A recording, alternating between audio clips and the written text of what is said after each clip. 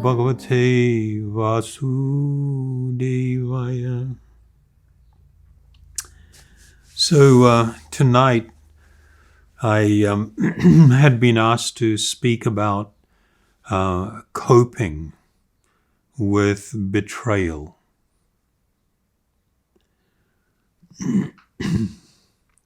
So there are two ways that you can approach this conversation.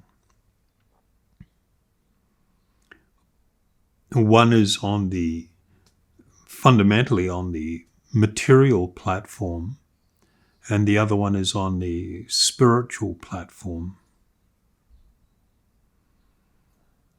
When we speak about actions in this world and relationships in this world, we are speaking of the domain of karma.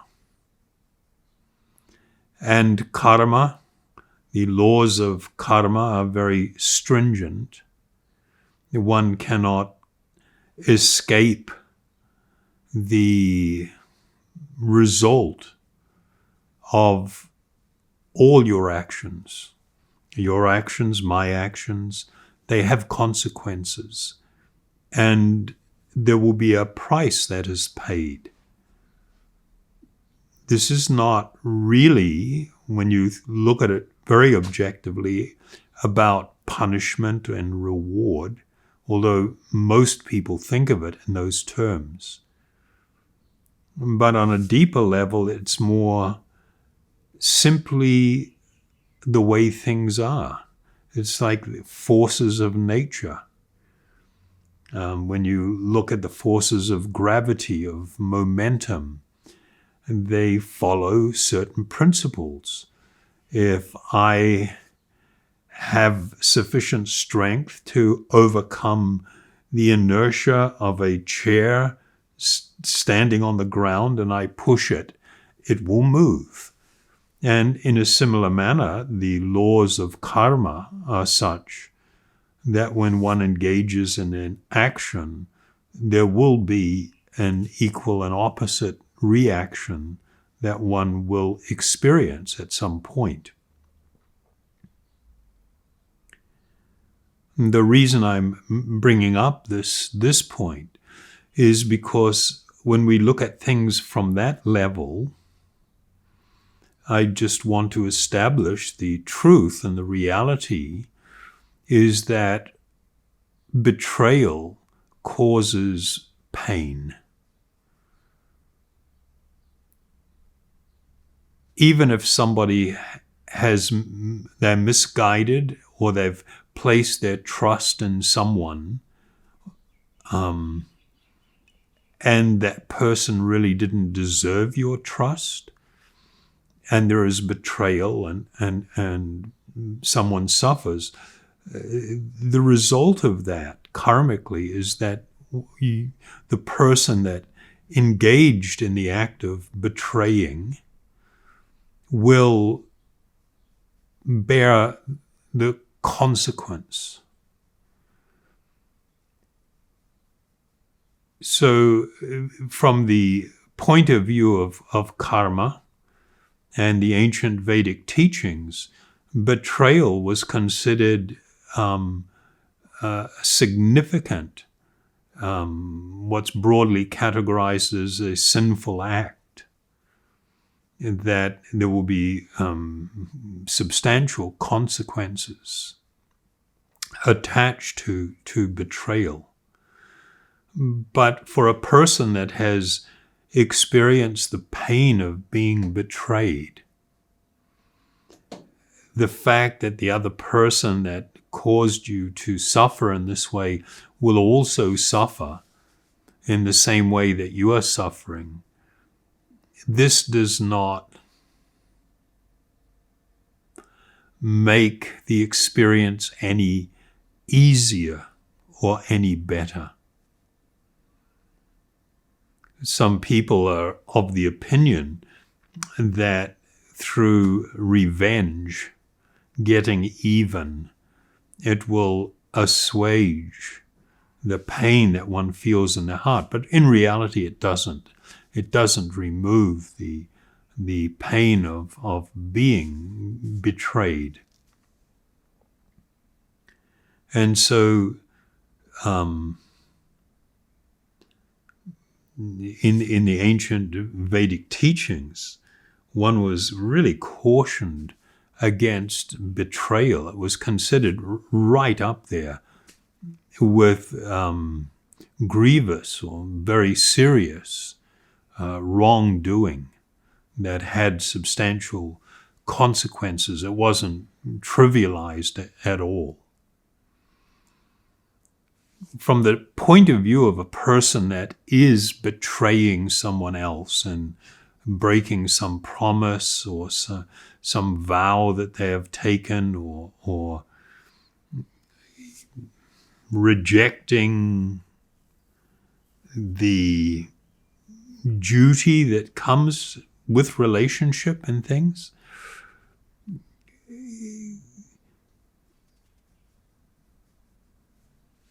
the thought that I will suffer a consequence is quite often not sufficient to make it so someone will not engage in an act of betrayal.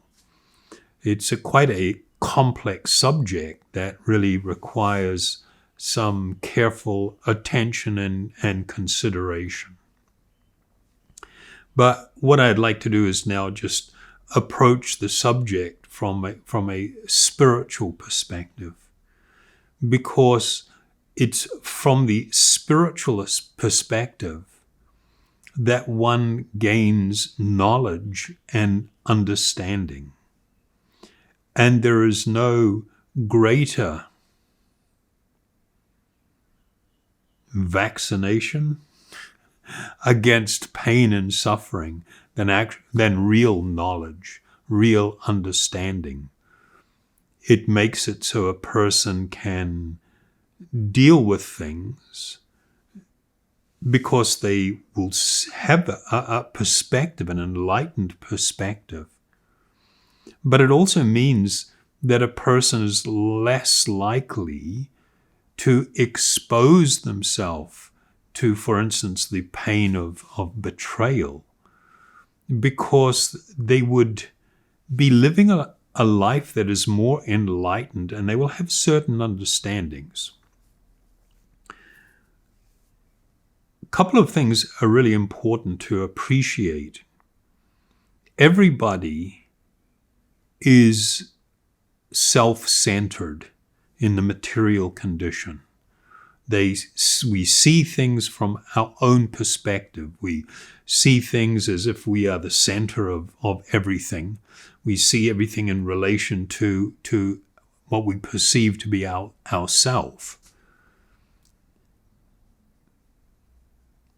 In that condition, a person is quite strongly motivated by inner forces, urges, the desire for happiness, the desire for love, the desire to be eternal, not to die, for things not to end, the need to find shelter, the idea of a home or a place of complete shelter. These are strong desires. And the desire for happiness is, of course, incredibly strong.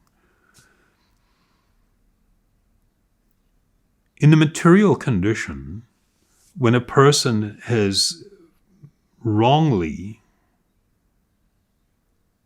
when they're wrongly caught up in the idea that this body is who I am, when in reality I'm an eternal spiritual being residing within this body, these desires that actually arise from the soul itself, for instance, the desire for happiness, I will wrongly think that this is coming from my body and mind. And so I will choose a course of action that brings pleasurable experiences to my body and mind in the hope that I will become actually happy. The problem with this is that no material experience, no matter how pleasurable or stimulating it is for the body, can actually fulfill us or can actually grant us true happiness. It's not a possibility. And this is something we've spoken about frequently in the past. And so what that means is that I have this tendency to do things that, for instance, I find pleasurable to my body and mind. But there is this really amazing thing that happens. The more I do something, the less pleasing it becomes. And then I'm sort of like in this situation, so what am I going to do now? And we've used the example before, just pick what's your favorite food. Okay, lock you in the room. That's all you're going to eat 3 times a day for the next week. I mean, even if you're the biggest pizza fan in the world, when you have that same thing over and over and over again, you soon get really sick of it. Same thing with music, the most uplifting and joyful music that makes you feel, oh, it's wonderful. Strap you into a chair, put some headphones on, and that's it. That's all you're gonna listen to for, 24 hours a day. It won't even take a day, but within a day or so of hearing this, it's gone from giving you goosebumps and making you feel, wow, elated, to now driving you crazy. And this is the very nature of what we're going to broadly call material happiness. If we understand this principle, then we will also understand that I cannot completely depend on a relationship with somebody else. I cannot completely depend on another person. Right now, we may be so-called in love, we may be best friends, we may be just getting along like crazy and everything is incredibly wonderful. But the nature of things in this world is that it changes over time. And eventually, it may begin to diminish. In all likelihood, it will begin to diminish those feelings. And then, because I'm feeling a lack of fulfillment, I'm looking around for something more perfect, more wonderful. And when this happens, you get these experiences of betrayal. I mean, I'm just using one type of example here, but the same fundamental thing happens in so many different ways, to so many different situations. For a person of spiritual understanding, they will not be blindly embracing something like the idea that we can live happily ever after. I mean, it's just amazing. I mean, since forever, all the kids' books, all the stories, I mean, they actually use that terminology as people get a little bit older. They don't put it that way, but it's the same message, to live happily ever after. And we know that in material existence, this is not a possibility if we're only focused on that which is material. Given these truths, then I should not expect or demand something from another person which they cannot deliver on. If I blindly put my full faith and trust in another person on the basis of some relationship or something that has started, and think that just because we may have sworn undying love or whatever, therefore this person is never going to betray me.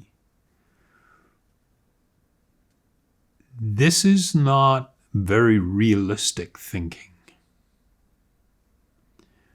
When people are bound by moral principles, when there's certain morality there, even though they may themselves be feeling very unhappy about a relationship or a situation, they will tend to kind of like, maybe not veer towards just walking away, abandoning, hurting someone, just because they want to find another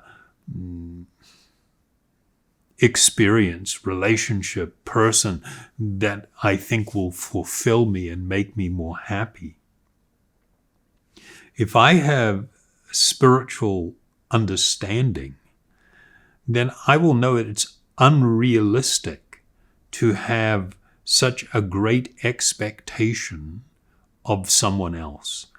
And for me to have unrealistic expectations often lead to a great deal of suffering in this world. That doesn't mean that we become highly skeptical and, cold and unfeeling towards others. No, not at all. It's not like that at all. But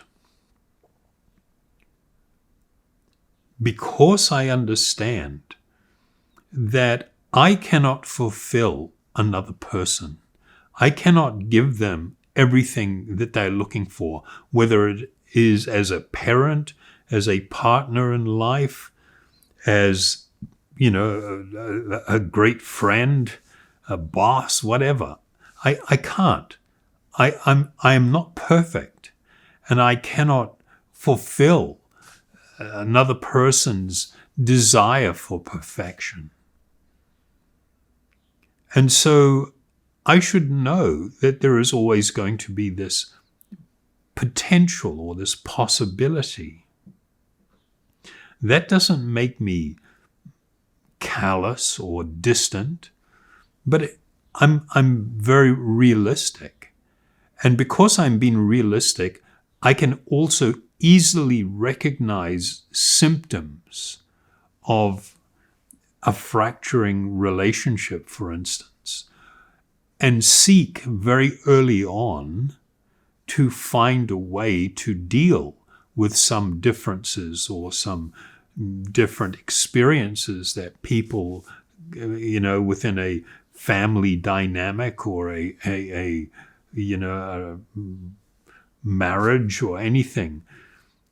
I become very highly aware of these things and sensitive, and actually can often find ways of dealing through spiritual knowledge and understanding, and helping other people come to cope with personal things that may be going on with them as well.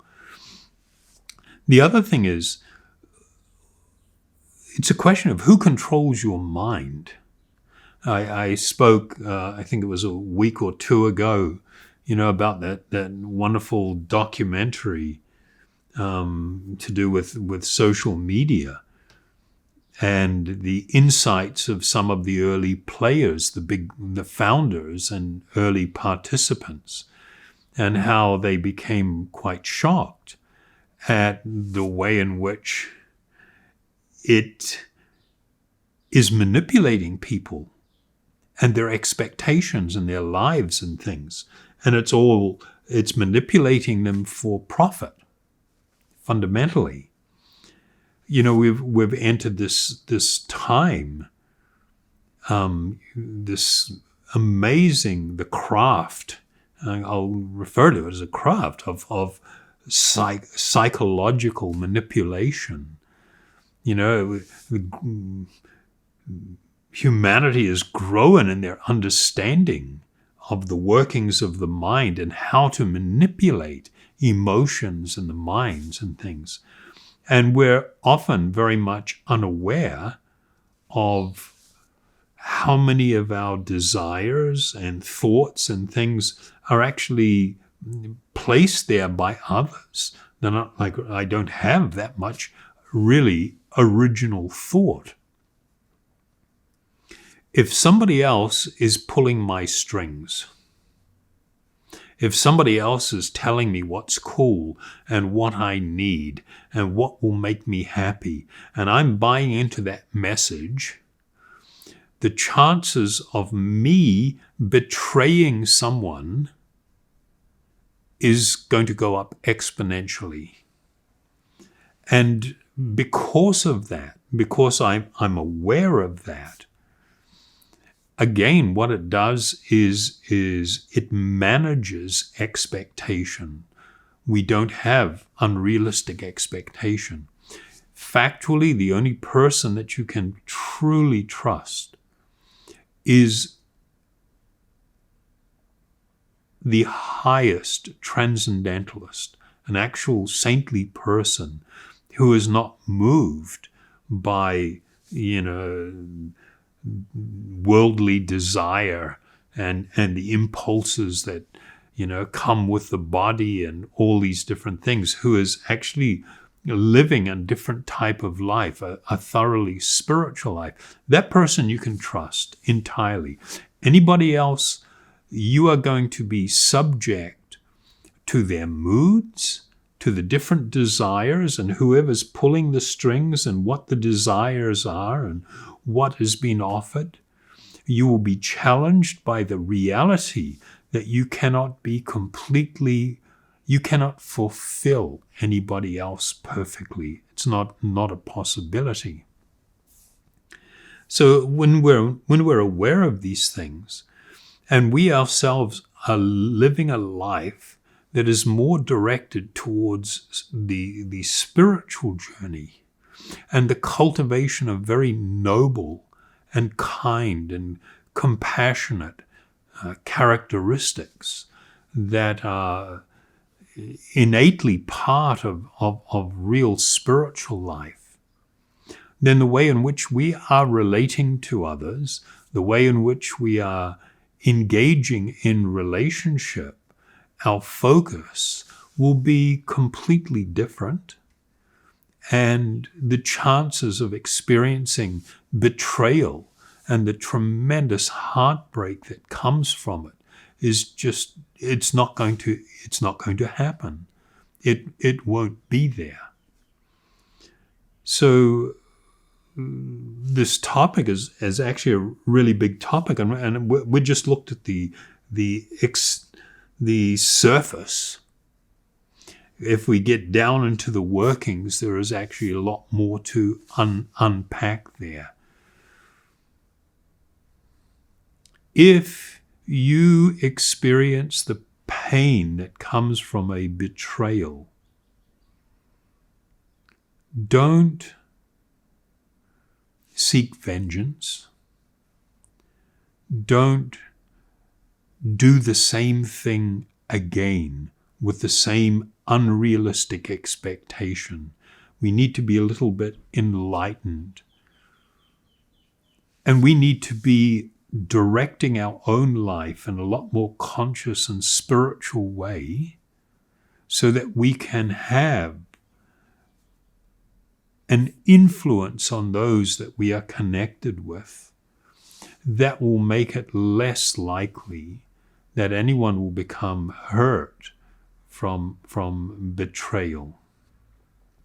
And do not have unrealistic expectation that just because of some bodily relationship, like a family member, somebody's a family member, or we've taken vows in a marriage or something, that people are going to, just by that alone, they're never going to betray you. That's just not smart to think that way. And again, it's not a question of being really suspicious or, anything like that. It's a question of living a life of greater meaning and purpose, not being gullible, not placing our faith in something that is not worthy of our faith and trust. So I hope that's been a little bit helpful. It is a big topic, and but I hope that's shed a little bit of light on the subject and might be helpful to people going forward. I'll just add one last thing. You know, we talked before when we've spoken on the subject at different times of forgiveness. When we understand what drives other people and what different sort of emotions and desires, what happens to people and why they behave in certain ways and what's moving them in certain ways, with that understanding, it makes it easier to feel some forgiveness. When a person has lost control of their own mind and emotions, and they're speaking in a hurtful way, when they're acting in a way that's hurtful,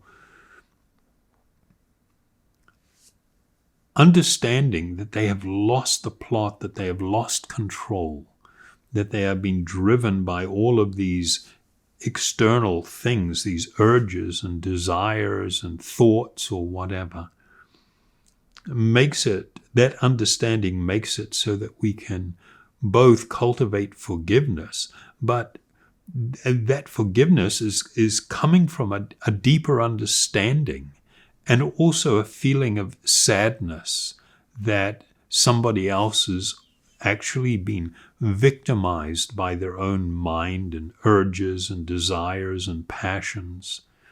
And because they have been victimized and they are acting in this way, they will suffer the consequence of that. And because we care about someone, we don't want them to have to suffer in their life going forward.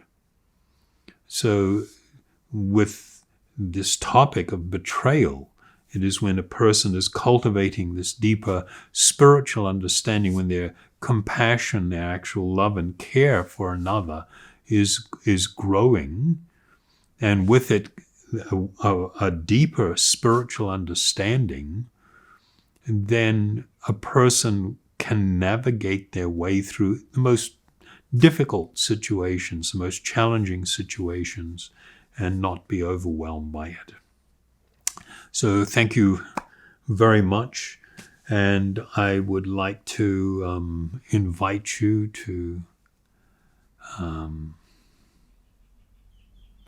chant with me, these spiritual sounds being the principal way by which this internal purification of our heart and mind can occur, that it brings with it a deeper understanding, more clarity in the way we see things, and leads to our ultimate good and our actual spiritual or transcendental happiness. So thank you very, very much. Haribol.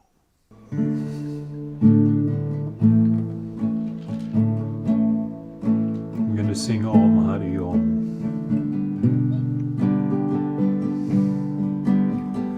Om Hari Om. Om Hari Om. Om Hari Om.